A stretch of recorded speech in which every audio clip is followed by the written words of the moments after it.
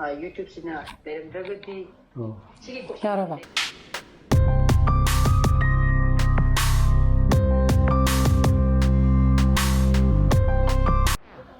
그래. 하디 tí ngày đấy cái lâu cái tàu con này có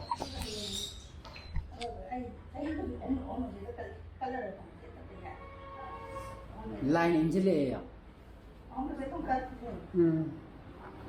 Good morning guys, welcome back to my channel. Yang ngai be ni khali. Ako yum muk senge adu na mara mara ngasi kali jo. Ko manai do. Line engineer ko ni khangde ko. Ani katan karke to boje. Terpongi hirup kat baje. Main side ahu bunga aru karke to boje te yate. Ai din marak to yok sala ko ahum nati tum kalai je. Sini nan ai je ma thila mo ko. Aduna ai di fresh way ka kat ke ko manang kali ne ko. Adu ngarang ai di live talk show du adu ngai ko. Adu ai loi ga jo mu yeng ai. Adu dum ngai ki ai jo. Adu moi du do YouTube ta ai Sunday da thagalakani haibne ko.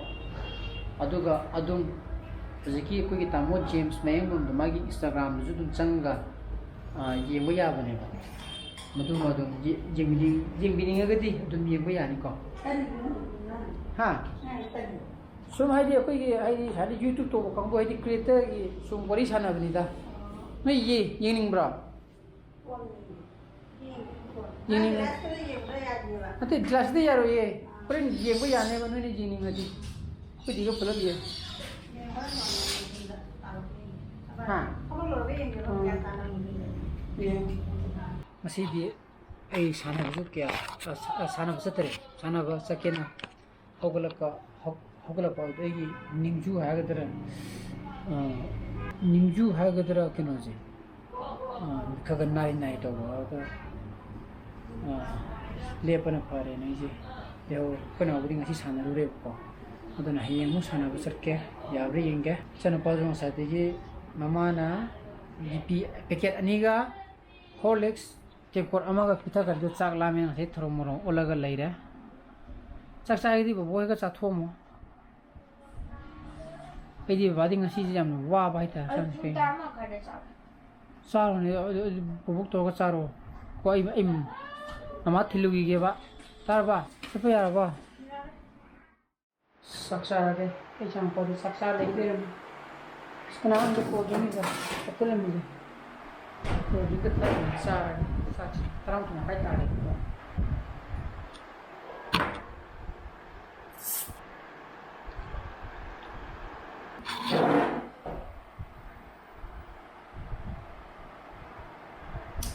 ini है tak tu ya kue di campur में हम थी ना हो गए campur है ना मैं मत ये मत था कर लो मैं था कर तुम हो गए मुझे कुछ आता दी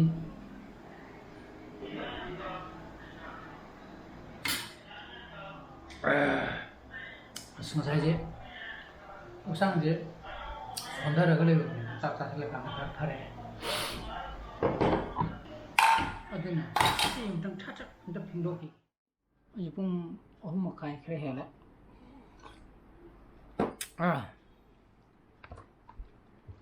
Bapak maga tu, ngarang aje interview tu, taning bazaar, kan ngarang di jingning apa ni aku, antai yang logi ya.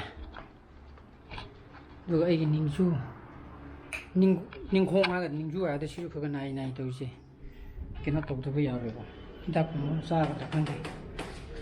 Mau ngarang, yang saya buat na, yang ni kan nak ada. Siapa tadi? Second late rumah ke? Second di lain na. Interview tu iya enggak bro, ngarang ini live telecast interview tu. Keren. Atau na, koren ay lakan tu ini iya enggak? Ay ni channel raga. Soji nuai tu iya mau thana mangga mau, kena mail betul na. Keren. Am tu ठीक है, हंगे. शायद ले जाऊँगी, शायद साना ले जाऊँगी. कना क्या? लेते? जब मैं थी जे Maruti SUV को new modification SUV 거기 SUV다가 저쪽 SUV다가 딱 넣으더니 막이다. 나들나 막이 스페어 타이어 합품드나 거리 어디가 보자. 니 밤새버가 제가 막이 밤새더나 막이 스키 모티즈 모디파이 도리네 봐. 그다나 인티엠다 도비루기게 너무 쓰리네 봐. 이마 아이지 거리네. 아이 재킷 한번 보러거든. 체인 머루 까해가 레이네. 무슨 심게다 칸바.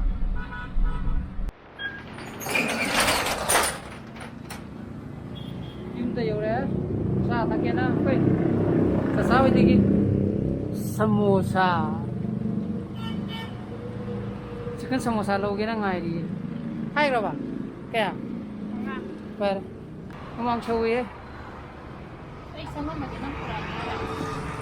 cái bữa rồi đó, cái, sao biết mà bà, biết đi à, coi giờ đấy, mới đi phi ra sao, giờ đấy nè, nó phá được sao?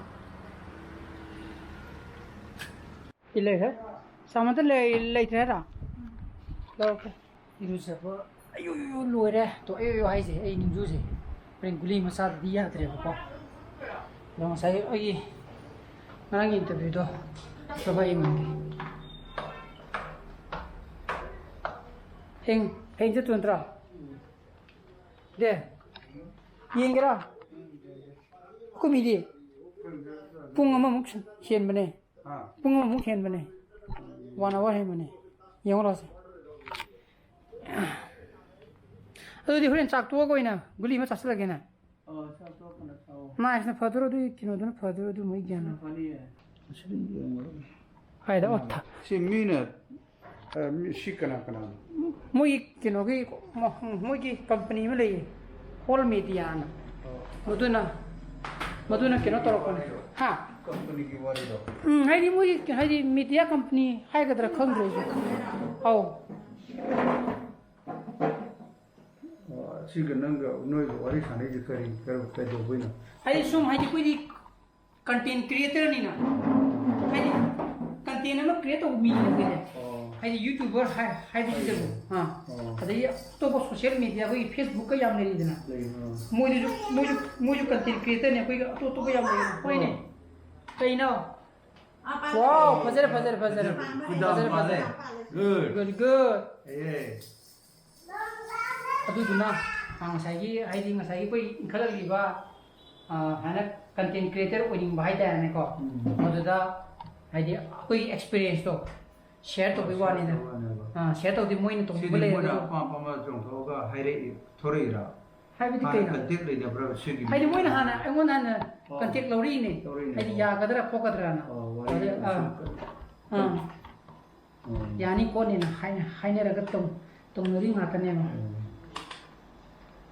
जिनमें जो programme जो sheet को छुटा हालांकि lab तो इन्हें आपको ऐसे दिशा नहीं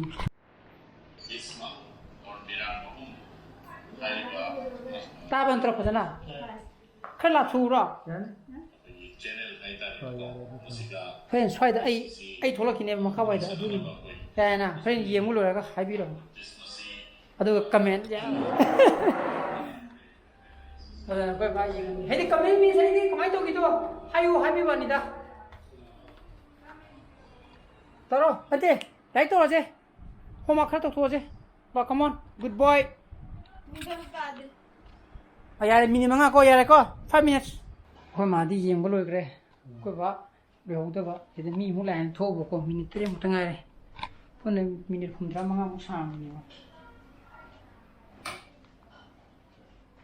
से आई कोने पोट में ले बिरो सी YouTube मधु येंग रबा ता गब दुई त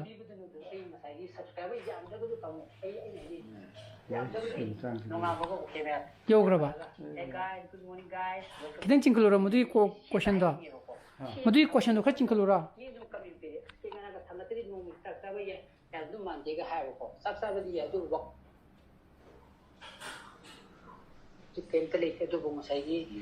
YouTube sina beremdragati sigi ko यारबा येंग रबा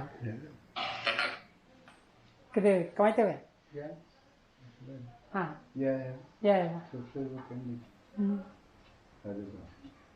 뭐는 지금 그 팬리 스포츠 때이잖아. 옛날에 아주 그 공부를 뛰고.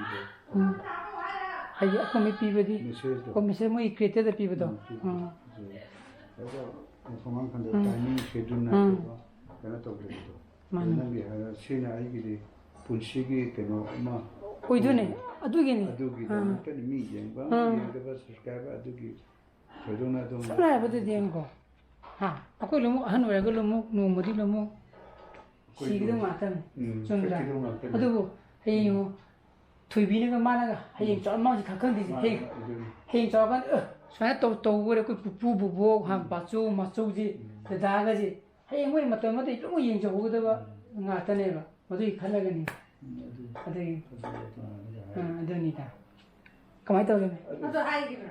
하이나 하이기브라. 하이나 이거 오픈 다이리 하이기 모두네 이 통하라가 용간다 이 메모리마 오늘 양복이 와서 어떻게 이 기노드네나 시리 아이기 아리 보면 자기는 이 하는 이 주마스만 방문이 거는 패밀리 서포트 방문 아주 네 아들니다 거기 패밀리기 때문에 코미니티 피드도 우리로 나타내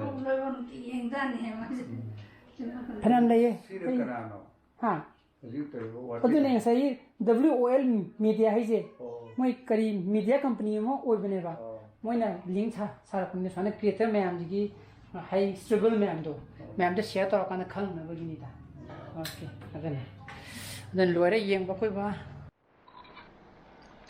adan na ji pum ter ma kai ta ra koi chak sari ko asi di dasar kusang ga adik champong mo thong